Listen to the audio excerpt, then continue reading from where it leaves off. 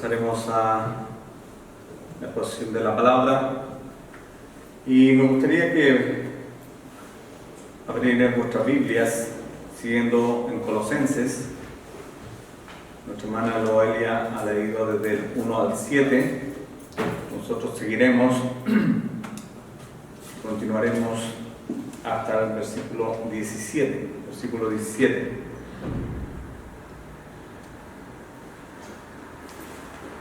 Dice así la palabra del Señor: mirad que nadie os engañe por medio de filosofías y huecas sutilezas, según las tradiciones de los hombres, conforme a los rudimentos del mundo y no según Cristo. Porque en Él habita corporalmente toda la plenitud de la deidad, y vosotros estáis completos en Él, que Él es la cabeza de todo principado y potestad.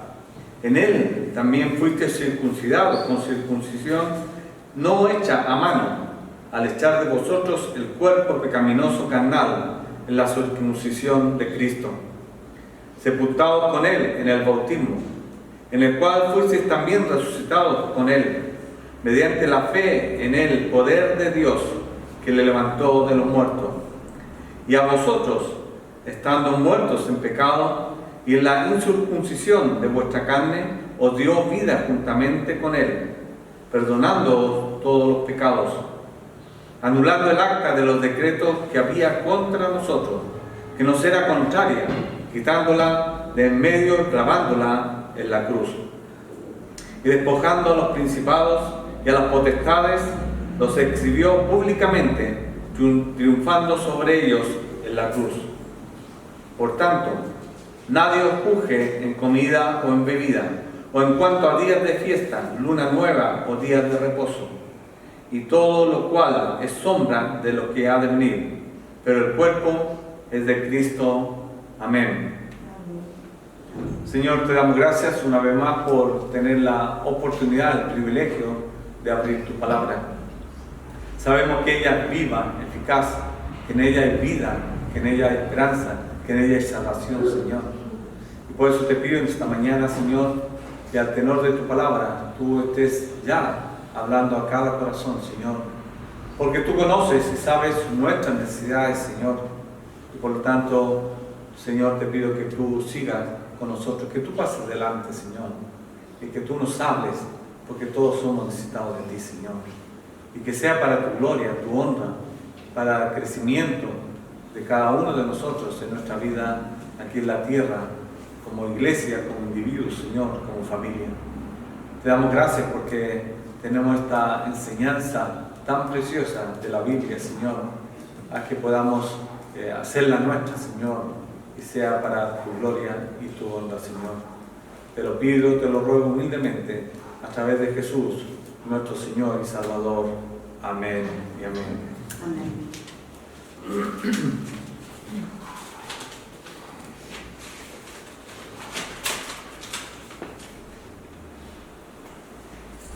El domingo 27 de un año atrás ya, comentábamos los versículos de Colosenses 2 del 1 al 7 y hacíamos un resumen de lo que significaba esto.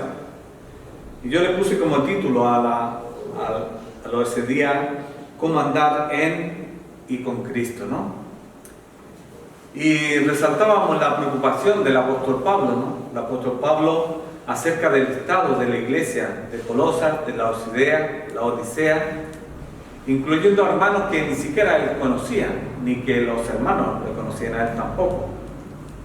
Y yo hacía extensiva que también Pablo no nos conoció a nosotros, ¿no? Pero es tan eficaz la palabra de Dios que hasta el día de hoy el mensaje sigue estando fresco y actual. Exhortando a todos los hermanos, Pablo exhortaba a todos los hermanos a la tranquilidad y a la unidad en el amor de Jesucristo, un amor fraternal, con una meta, un desafío de llevarles a las fuentes de todo conocimiento y sabiduría en Cristo, en su gracia y poder.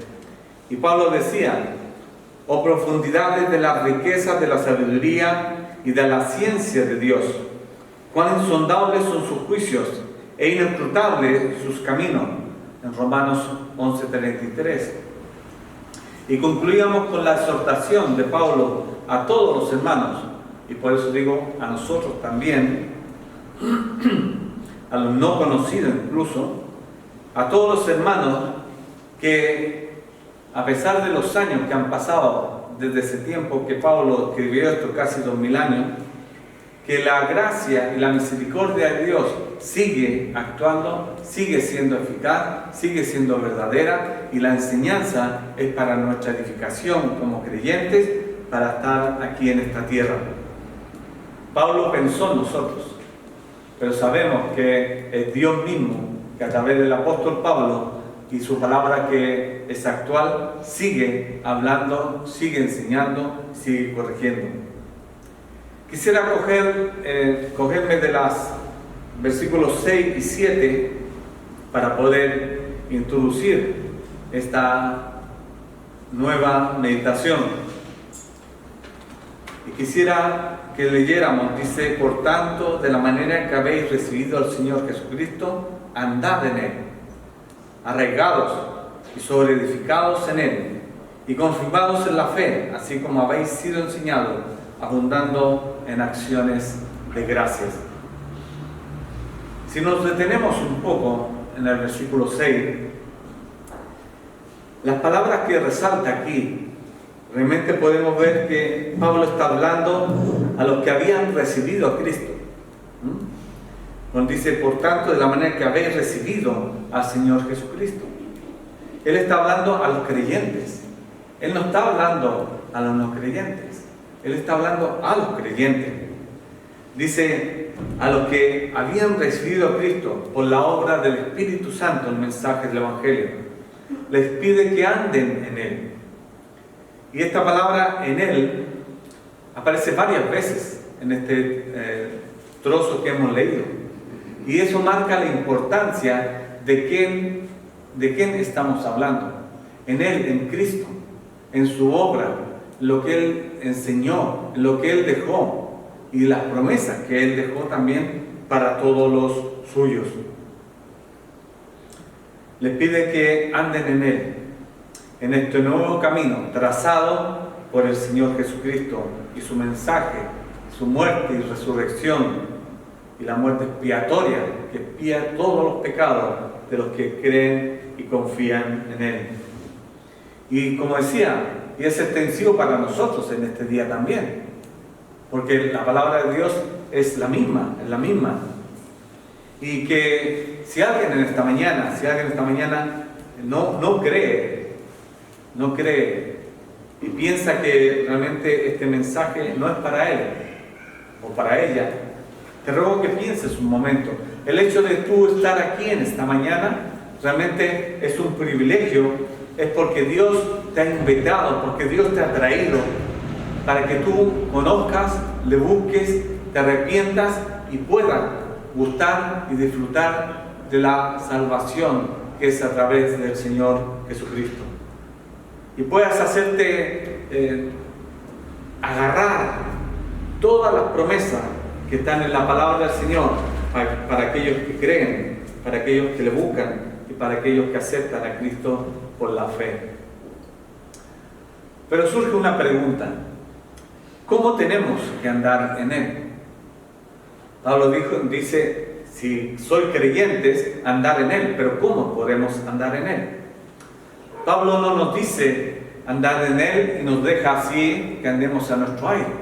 No, hay algunas pautas, nos deja marcadas algunas cosas que son importantes que nosotros tengamos en cuenta. Por ejemplo, dice el versículo 7, arraigados y sobreedificados en Él. En Él. ¿Qué es lo que es arraigados? Arraigados. Yo busqué en el diccionario, arraigados, enraizado, metido, afianzado, clavado, agarrado a Él. Me quedé con la palabra enraizados. ¿Sabes por qué? Yo creo que casi todos habrán visto esos árboles que vemos en las rocas ahí, árboles que están parece imposible que haya un árbol en medio de una roca, ¿no? Y si miramos un poco su estructura, vemos que las raíces están metidas en las hendiduras de la roca y están agarrados ahí y no tienen ninguna otra protección. Y me traía a la memoria que es la forma que Pablo está diciendo, o que nos está mostrando cómo nosotros debemos estar enraizados, agarrados, metidos en Él, en Cristo Jesús. Y esa figura es la que realmente prevalece. ¿Por qué? Porque si vemos esos árboles, sí, parece que eran secos, parece que no eran ni una rama, pero si tú les ves, cuando llega su época, aparecen brotes, aparecen ramas verdes y todo demás. Y es que realmente ellos están arraigados, están sorbiendo de no sé dónde, sorben el alimento para poder sustentarse y mantenerse. ¿Dónde podemos nosotros comparar esto? Es la vida del cristiano. La vida del cristiano tiene que estar de esta manera, arraigadas, enraizadas, agarradas, ancladas en Cristo Jesús. En Cristo Jesús. ¿Y eso por qué? Y eso nos lleva ¿a qué? A que sobre ese fundamento, podamos ser, dice, arraigados y sobreedificados en Él. Ya no es solamente estar ahí, sino que hay un proceso, hay una edificación, un crecimiento.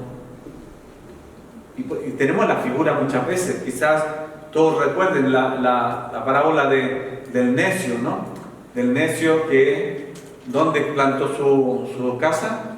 En la arena, ¿no? Y el sabio, ¿dónde la plantó? En la roca. Y ese simbolismo que vemos allí es realmente lo que Pablo nos trata de decir a nosotros, que nosotros debemos estar arraigados y sobreedificados en Él, porque allí estaremos seguros. Hay otra parábola que también me gusta mucho. ¿Se acuerdan de aquel que se puso a edificar un edificio y quedó a medio hacer? Porque no calculó los costes de la edificación. Y eso nos lleva a pensar que nosotros como cristianos también tenemos que hacer cálculos. Lo que cuesta seguir a Cristo. Y lo que cuesta seguir a Cristo a lo mejor no es monetario. Lo que cuesta seguir a Cristo es nosotros mismos, la familia, aquellos que nos rodean, el trabajo. Todas estas cosas tienen un coste. Y si tú quieres seguir a Cristo, realmente, primero que nada, tienes que saber calcular cuánto me cuesta seguir a Cristo.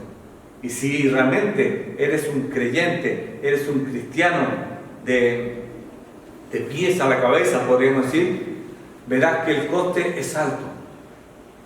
Yo siempre me admira cuando hay hermanos que, y con mucho respeto y mucho cariño, vienen solos a la iglesia.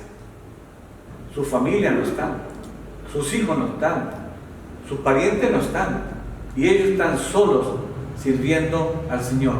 Están pagando un coste muy alto. La familia, eso que a veces tanto defendemos, tanto animamos, la familia. Pero el coste de seguir a Cristo tiene sus bajos, podríamos decir, y su lado que es triste, pero realmente lo más triste es que aquellos que te rodean, aquella familia tuya, que no sigan a Cristo. Porque será para ellos, hay una sentencia, hay un castigo. Por eso oramos, pedimos por la familia, por todos los nuestros, para que sean alcanzados por la misericordia del Señor.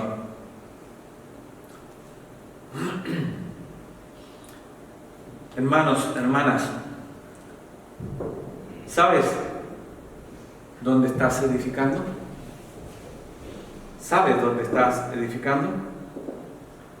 Tenemos que edificar en fundamentos sólidos, verdaderos, fundamentos comprobados, no en apariencia de fundamentos. y podemos coger nuevamente las palabras arraigados, enraizados, para poder sobreedificar en Cristo Jesús. En Cristo, sobre Él.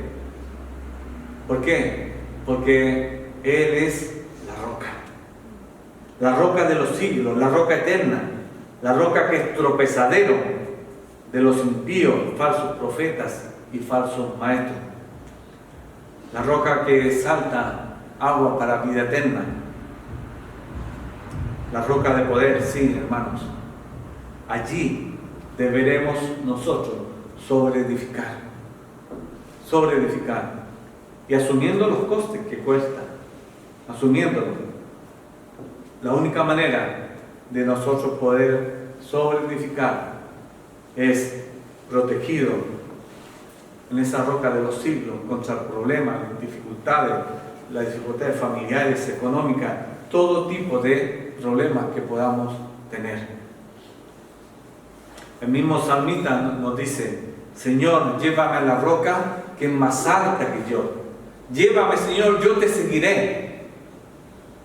Pero no va solo. Que dice: llévame, Señor. No va solo. Y esa es nuestra confianza, hermanos. Esa debe ser nuestra seguridad. Que el camino que estamos realizando es un camino que realmente no vamos solos, sino que el Señor nos acompaña, el Señor nos guía, Él va delante nuestro, detrás nuestro, al lado nuestro, y Él tiene cuidado de cada uno de nosotros. Como el pueblo de Israel, cuando salió de Egipto, la nube de día y de noche, cuando iban a cruzar el mar Rojo, cómo se plantó la nube detrás de ellos para protegerle de los carros de Faraón. Todas esas cosas, toda esa historia nos deben reafirmar nuestra confianza en que Él es nuestro protector. Y nosotros tenemos ese asidero fuerte, firme, la roca que es Cristo Jesús. Y sobre ella nosotros edificamos. Edificamos personalmente, familiarmente y como iglesia. Porque nosotros, el hecho de escuchar la palabra, el hecho de tener conversaciones los unos con los otros, y sobre todo si son conversaciones de la palabra del Señor, nos estamos edificando mutuamente para dar la honra y la gloria al Señor, pero también para afianzar nuestra fe, para que nada nos tumbe, para que nada nos saque del camino. Y esto es importante en lo que Pablo está diciendo aquí. Pablo, aunque nunca conoció a los de Colosas, ni a nosotros, como decía al principio, ¿no? Ni a nosotros. Nos afianza y nos dice que podamos estar arraigados y solidificados en Él y confirmados en la fe, así como habéis sido enseñados. O sea, hay una resultante del conocimiento del Evangelio del Señor Jesucristo. Después viene un proceso de enseñanza, de conocimiento de quién es Dios, las promesas que Dios tiene para sus hijos, la confianza de las promesas de que Él estará todos los días hasta el fin del mundo, estará con nosotros. Hermanos, sí, dudamos a veces. A veces pasamos por valles, por situaciones donde dudamos muchas veces. ¿Por qué? Porque la duda es algo que llevamos metido dentro de nosotros. Yo creo que ninguno de los que estamos aquí o de los que están conectados pueda decir: yo nunca he dudado de Dios. Seríamos mentirosos. Muchas veces, Señor, preguntamos: Señor, ¿por qué me está pasando esto? Yo creo en ti, todo lo demás, ¿por qué me está pasando esto? Y son preguntas, ojalá no las hiciéramos. O sea, ojalá tuviéramos esa capacidad de plenamente, una entrega completa en el Señor. Pero somos débiles, pecadores. Tenemos esta dualidad en nuestra vida que nos lleva muchas veces a lugares que no quisiéramos y que el Señor nos dice que no lo hagamos.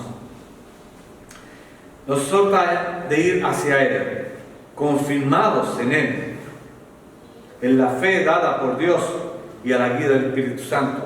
Y eso nos trae como enseñanza, la enseñanza de la sana doctrina. Y aquí es donde nosotros podemos ir hacer y ir edificando y sobreedificando nuestra fe y nuestra confianza en el Señor Jesucristo. La sana doctrina es lo que realmente persevera y mantiene y sustenta al creyente. Y eso nos lleva ¿a dónde? Que nosotros, si hemos sido enseñados, debemos abundar en acciones de gracia. ¿Y cuáles son las acciones de gracia? La comunión. La comunión entre nosotros, la comunión con el Señor, la comunión con otros hermanos que podamos tener, para que todos podamos ir siendo sobreedificados y edificados en el Señor Jesucristo. Pero ¿qué implica más también esto? Dice la perseverancia, que la obra del Señor Jesucristo, y esa perseverancia nosotros también tenemos que tener gratitud para con Dios, agradecimiento por todo lo que Él ha hecho para con nosotros. Porque si nos miramos, hermanos, y nos comparamos con alguien de afuera, sí, podemos decir que gracias a la misericordia de Dios estamos aquí, y no estamos allí. No estamos allí. La gente desesperada, corriendo de un lado para otro, sin esperanza, sin fe y todas las cosas. Nosotros sí, a lo mejor desesperados, angustiados, pero con la confianza de saber que nuestra vida personal, familiar y como iglesia está en la mano del Señor. Y eso, y dice que la promesa es que nadie, nada ni nadie la podrá arrebatar de su mano. Y eso es la confianza, y por eso debemos ser gratos y con gratitud al Señor por todo lo que el Señor hace para con nosotros. Pero aquí habla, dice, así como habéis sido enseñados. La enseñanza realmente es tan importante en la palabra del Señor que nosotros, me gustaría leer los versículos del capítulo 3, del 15 al 17. 15 al 17. Dice: y la paz de Dios gobierne en vuestros corazones, a la que asimismo fuisteis llamados en un solo cuerpo, y sed agradecidos. La palabra de Cristo mora en abundancia en vosotros, enseñándoos, exhortándoos unos a otros en toda sabiduría, cantando con gracia en vuestros corazones al Señor con salmos e himnos y cánticos espirituales. Y todo lo que hacéis, sea de palabra o de hecho, hacedlo todo en el nombre del Señor Jesús, dando gracias a Dios Padre por medio de Él. Amén. Hay una gratitud, y tenemos que ser, un refrán que lo aprendí aquí yo, que decía: es de bien nacido ser agradecido, dice, ¿no? Y más, ¿qué más podemos? Tenemos que ser agradecidos con aquel que nos rescató, aquel que nos lavó, aquel que nos eligió, hermano. Estamos hablando de algo sublime, algo muy especial.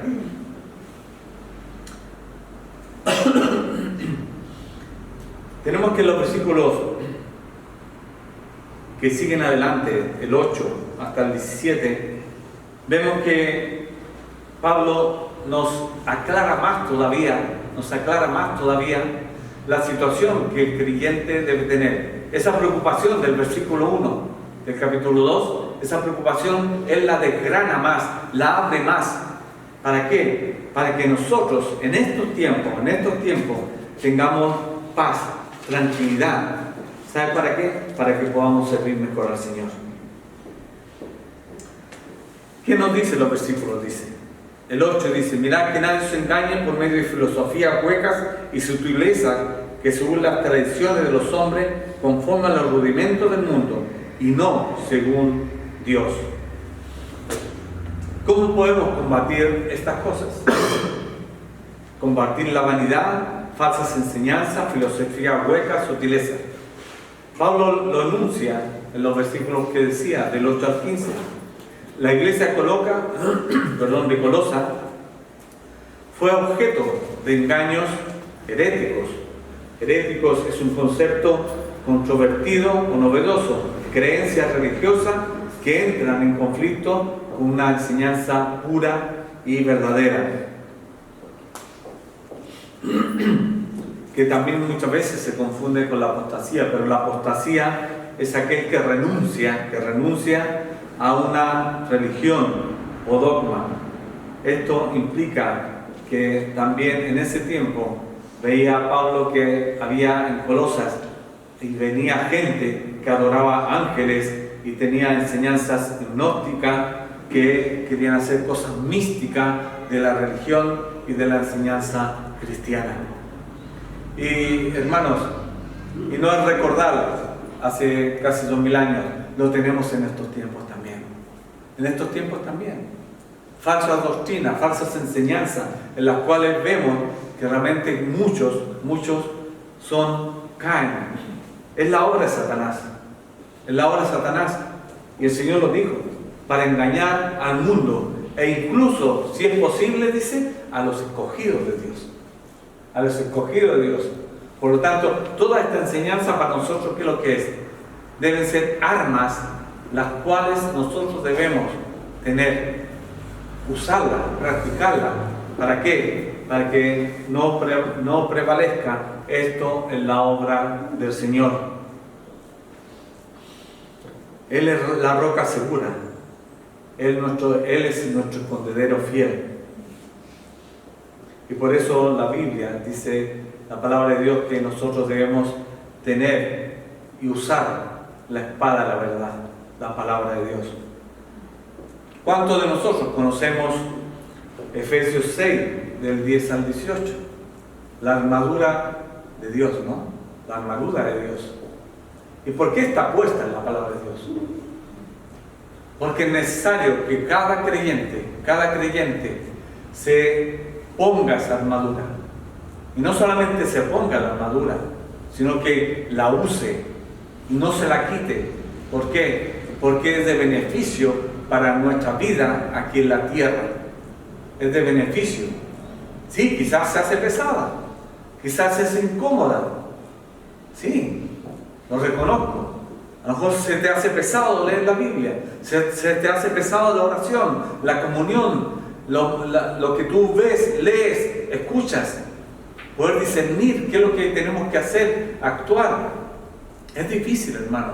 Es una lucha constante. Por eso el Señor nos dice que debemos cada día tomar la cruz. Todo día, cada día. Pero lo importante es que no la tomamos solo. Él está acompañándonos. Solamente nos resta una pregunta. ¿Usaremos la armadura de Dios? ¿La usaremos?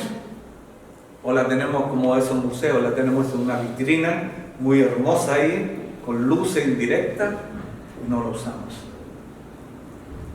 Que el Señor nos ayude y nos dé sabiduría y discernimiento también, hermano.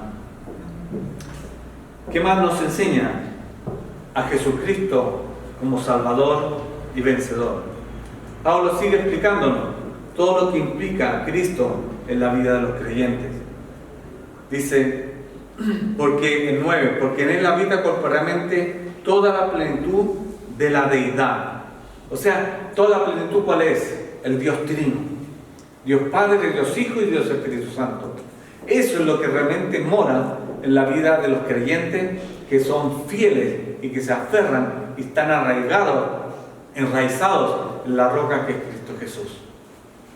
Porque creemos por la fe que Cristo habita por la fe en nuestros corazones, ¿no? Y si habita Cristo, habita toda la deidad, Dios Padre, Dios Hijo y Dios Espíritu Santo.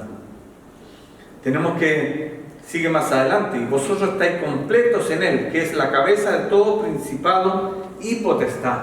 O sea que está remachando, no nos deja en el sentido de que nosotros tengamos dudas, sino que en Cristo estamos completos. Más encima dice que el versículo 11, en Él también fuiste circuncidado, con circuncisión no hecha de mano, al echar de vosotros el cuerpo pecaminoso carnal, la circuncisión de Cristo. Cristo cumplió con la ley y los profetas. O sea, por lo tanto, si nosotros estamos en Él, nosotros hemos cumplido la ley y los profetas. ¿Qué dijo Jesús? No he venido a abrogar la ley, he venido a cumplirla. Y si nosotros estamos en Cristo, nosotros hemos cumplido la ley, los profetas, la circuncisión y todos los ritos que le exigieron a Cristo, porque nosotros estamos en Él. Él perdonó, dice, la circuncisión, más encima fuimos bautizados en la imagen del bautismo y la muerte y la resurrección de Cristo. El único que no estamos igual que Cristo es la ascensión, pero ya nos tocará, si es que estamos vivos o cuando el Señor venga. Nos falta ese paso, pero estamos completos en Cristo. Dice que anuló todo lo que tenían en contra de nosotros. Dice, sepultados con Él en el bautismo, en el cual fuisteis también resucitados con Él, mediante la fe en el poder de Dios que levantó de los muertos. ¿Tú crees que seremos levantados? ¿Tú crees que seremos arrebatados? Yo creo que si la palabra de Dios lo dice, hermanos, hay muchas personas que estudian el Nuevo Testamento y se van a Apocalipsis y todas las teorías que hay.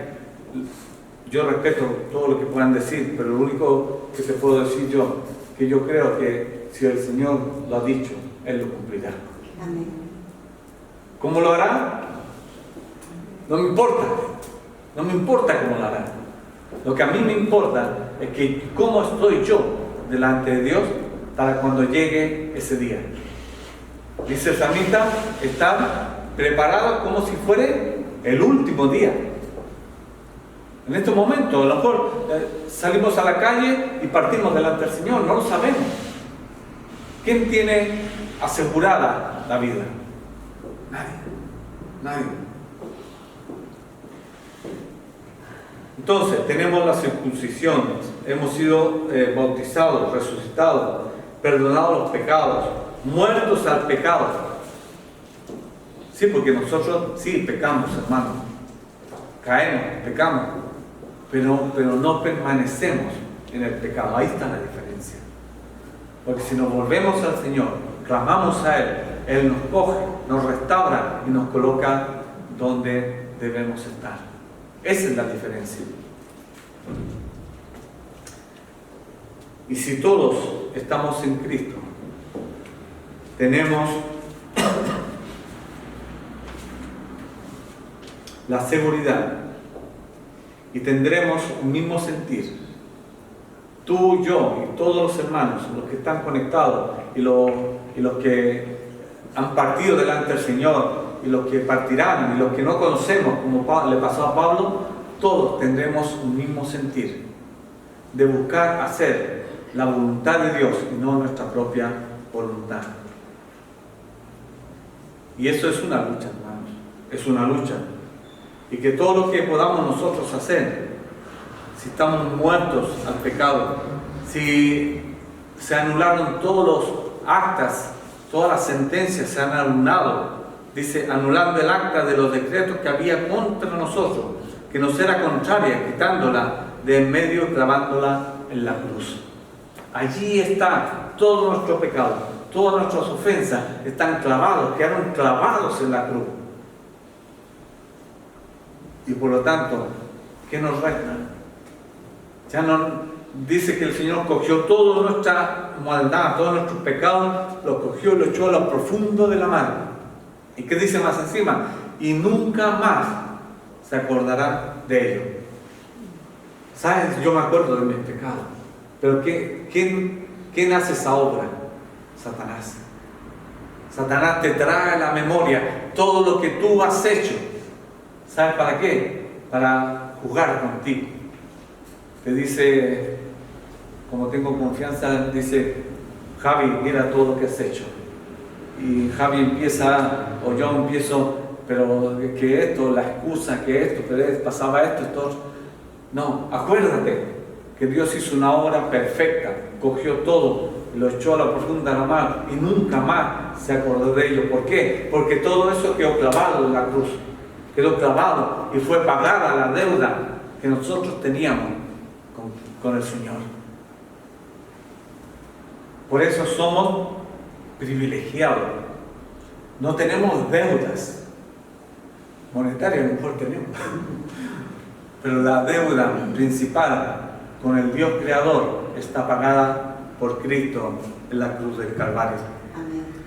Y dice, por lo tanto, dice, y despojando a los principados y las potestades, los sirvió públicamente, triunfando sobre ellos en la cruz. Cristo triunfó en la cruz.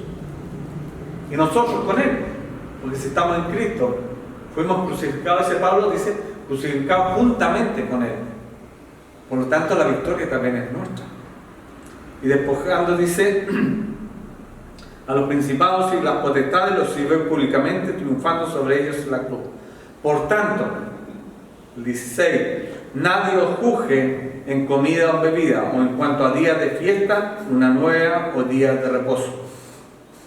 Porque todo lo cual es sombra de lo que ha de venir, pero el cuerpo es de Cristo.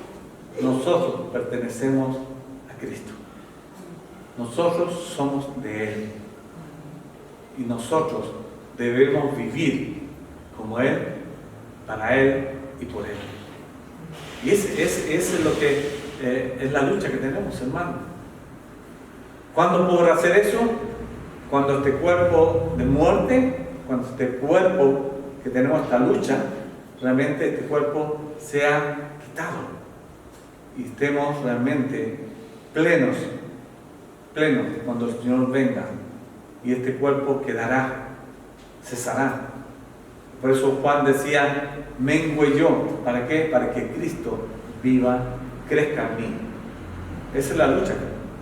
Y la lucha la tendremos. La tendremos. Tiene que haber una lucha en el sentido, ¿quién puede más? ¿Quién puede más? ¿La vieja naturaleza o la nueva naturaleza? Y para eso, hermanos, es algo personal. Yo ruego y pido por ustedes, y yo ruego y pido que también pidan por mí, porque la lucha es, necesitamos ayuda. No podemos solos, no podemos. Así que, hermanos, en esta mañana espero que el Señor sea glorificado, que Él se agrade de nuestra vida cristiana, que Él se agrade y que nos bendiga, derrame bendición sobre cada uno de forma personal, pero también como iglesia, que esta iglesia permanezca, pero permanezca anclada, enraizada en la roca que es Cristo Jesús, y podamos sobreedificar sobre esta roca, y que esta iglesia sea realmente un referente, una roca alta, donde lo puedan ver y poder acercarse y afianzarse y enraizarse en esta roca, pero con el poder y la gracia de nuestro Señor. No en nosotros, hermano. Que el que venga de afuera no se fije en nosotros, sino que se fije en el amor y la misericordia de Dios que debe estar aquí en el ambiente de esta iglesia local. Que el Señor sea glorificado esta mañana, hermanos, y que toda la alabanza, la honra y la gloria sea solo para Él, y que el Señor nos ayude a andar así. Es difícil, hermanos, es difícil más en estos tiempos, es difícil. Hay temor, hay miedo, hay pánico, hay cosas que realmente, no sé, son cosas que te influyen, cosas que realmente el ambiente te lleva a tener mucho recelo de las cosas, pero debemos confiar que el Señor está con nosotros.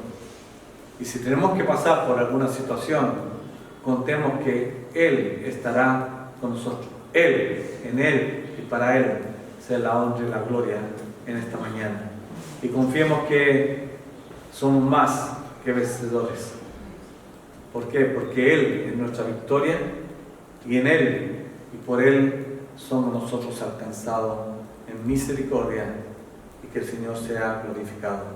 La victoria en y por Cristo es el título de este mensaje. Que el Señor sea en cada uno de nosotros y para su gloria y su honra. Amén. Amén.